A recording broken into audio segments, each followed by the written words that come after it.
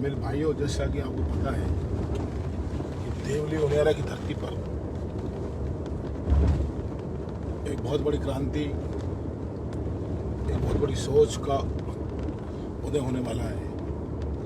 जैसा कि मेरे युवा साथियों, राजस्थान विश्वविद्यालय के अंदर आपने देखा होगा 2005 का दौर, 2002 का दौर, राजस्थान कॉलेज हो, कॉमर्स कॉलेज हो, राजस्थान विश्वविद्यालय हो या राजस्थान विश्वविद्यालय कोई फैकल्टी हो, वहाँ पर कोई गरीब किसान देहात का बच्चा यदि इलेक्शन लड़ने की कोशिश करता तो उसके गालों पर चांटे पड़ते थे, उसको फॉर्म भरने के लिए धमकियाँ दी जाती थी और वो काम को युवा एक ही धमकी में अपना फॉर्म वापस ले लेता था।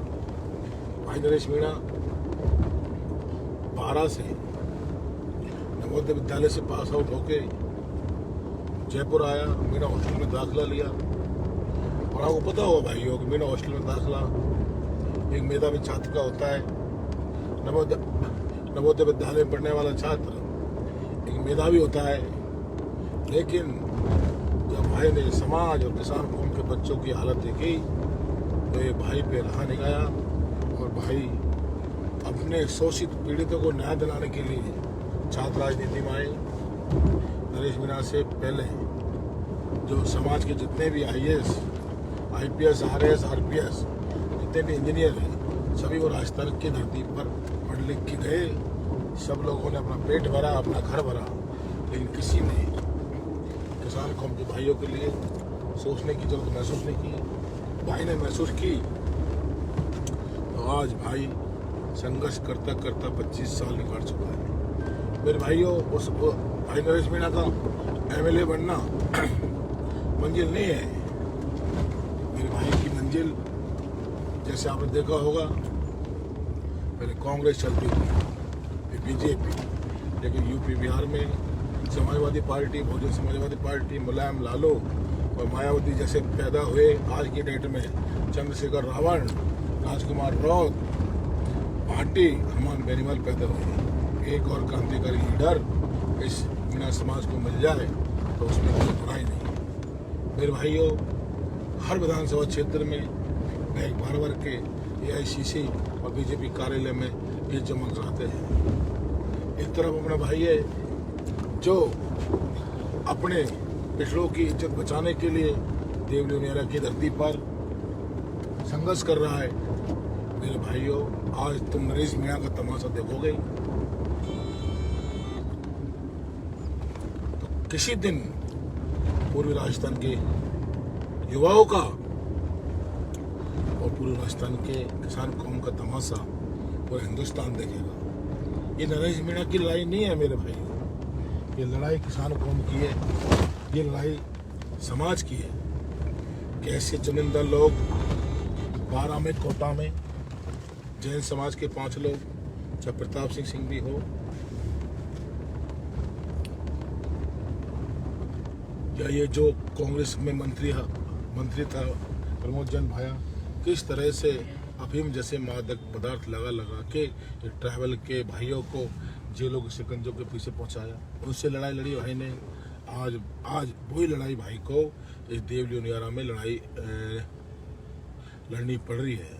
इसलिए मेरे भाइयों, क्या राजनीति वो करेगा जिसका बाप मंत्री है या जिसका बाप MLA MP है या IAS है या जिसके पास 100 करोड़ रुपए है। मेरे भाइयों, ऐसा नहीं होगा, क्योंकि राजस्थान विश्वविद्यालय में जिस तरह से आज दलित पिछड़े, चाहे पूजा वर्मा हो और चाहे मनोज जाखड़ हो, चाहे वो तमाम अध्यक्ष हो जो भाई नरेश के बाद में बने हैं, उनके पास किसी के पास पैसा नहीं है। लेकिन मैं आपसे कहना चाहता हूँ, आगे कोई MLA बनेगा तो वो MLA बनेगा जो अपने गांव की, अपने जन्मभूमि की, अपने परिवार की, अपने समाज की, अपने क्षेत्र की, सब समाज की सेवा करेगा। यहाँ ऐसे ऐसे MLA बने मेरे भाइयों। मैं बताऊँ आपको देवली उनियारा का सीन का, ये देखो आप, ये देखो गंदगी का ढेर, ये देखो गंदगी का ढेर, ये देखो आप। यहाँ इन चीज़ों से किसी को कोई मतलब नहीं है। यहाँ ये है कि हम IPS अधिकारी रहे, हमें MLA MP बनना है, हमें 200 करोड़ का मालिक बनना है, हमें 500 करोड़ रुपए का मालिक बनना है, हमें ऐसे आदमी को MLA का टिकट दिलाना है जिसके पास 200-500 करोड़ रुपए हो, उसमें से 10-20 करोड़ रुपये हमारे पास आ जाए। ये एक बिजनेस हो गया। हिंदुस्तान जिंक लिमिटेड में एक बड़े पद पर रहने वाला केसी मीणा को कांग्रेस का टिकट मिला है। ये कंपनी नहीं है, ये देवलियों नहीं आ रहा, ये कंपनी नहीं है जिसको हैंडल कर लोगे। मेरे भाइयों, ये विधायक की सीट है। इसको कोई पढ़ा लिखा आदमी ये सोच रहा है कि मैं पैसों के दम पर इसको मैं खरीद लूँगा, ये गलत फहमी है। मेरे भाइयों, आपसे मेरा निवेदन है, सभी युवा भाइयों से मेरा निवेदन है, आओ एक बार नरेश मीणा के साथ चले और इस किसान कौम की राजनीति को नया आयाम दे। बस अभी इतना ही। मैं फीडबैक ले रहा हूँ, राजनीति का फीडबैक ले रहा हूँ। बहुत तगड़ा जनसैलाब भाई साहब के पास है। मैं पीछे से मैं ज़मीनी हकीकत को लोग वहाँ टटोरते हैं, लेकिन मैं ज़मीन के 10 फीट गहरी हकीकत को मैं टटोर रहा हूँ। कोई भी टक्कर में नहीं है मेरे भाइयों, ये देखो मैं आपसे कह रहा हूँ। और आप देख सकते हो, अपनी आंखों से देखिए। कौन गाँव है? सब गाँव में आप देखिए, सब गाँव का नज़ारा आप देखिए, सब गाँव का नज़ारा ये देखो मेरे भाई से। राम राम राम राम घना मोड़ाया।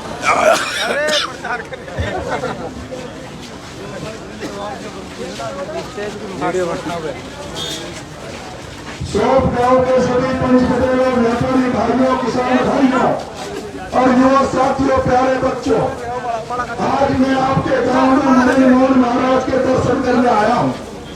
अभी मैंने प्रचार आरंभ नहीं किया है। आज के दिन तो केवल मैं देव दर्शन यात्रा पर निकला हूँ। देवरी उजियारा विधानसभा के तहत आने वाले जितने भी प्रतिष्ठित मंदिर और पूरी दुनिया की आस्था है, उन सब देवस्थानों पर ठोक लगाने आपका आशीर्वाद मांगने आपके बीच में आया हूँ। अभी मैं कुछ ज्यादा भाषण नहीं दूंगा, क्योंकि अभी चुनाव लंबा चलेगा और दोबारा से फिर से आपके बीच में वोट मांगने आऊंगा। अभी तो केवल मदन मोहन महाराज के दर्शन करने आपके बीच में आया हूं।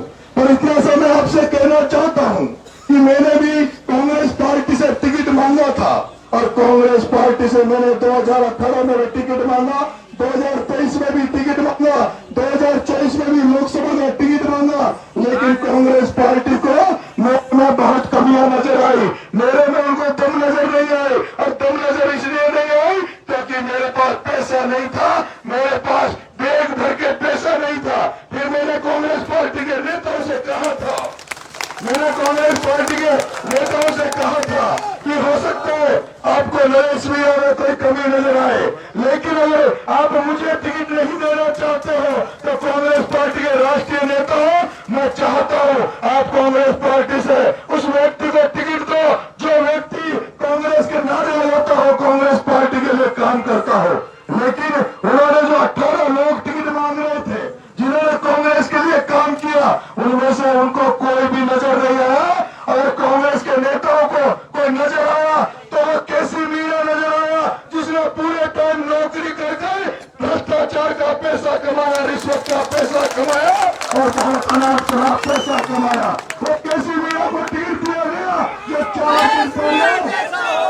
4 दिन पहले भारतीय जनता पार्टी का प्रचार कर रहा था, नरेंद्र मोदी जी का प्रचार कर रहा था। मेरे प्यारे भाइयों, मेरे किसान भाइयों, अगर कोई आपके परिवार में, कोई आपके आगे पीछे अगर कोई होनहार लड़का हो, होनहार छात्र हो, अगर वो राजनीति में आना चाहेगा तो अगर नरेश मीणा जैसे 25 साल से संघर्ष कर रहा हो किसानों के लिए, छात्रों के लिए, कई बार आंदोलन किए, कई बार आम जनता के लिए, जन संघर्ष के लिए, मैं किसानों के लिए जेलों में भी गया हूँ, लेकिन आपका बेटा किसानों, छात्रों, युवाओं के लिए बड़े नेताओं से लड़ाई लड़ रहा है। मैं आपसे आशीर्वाद मांग रहा हूँ। मेरे पास कोई पार्टी का झंडा नहीं है, मेरी टीम में कोई नेता नहीं है, ना मेरे लिए कोई प्रधानमंत्री करने आएगा, ना मुख्यमंत्री वोट मांगने आएगा, ना कोई एमएलए वोट मांगने आएगा।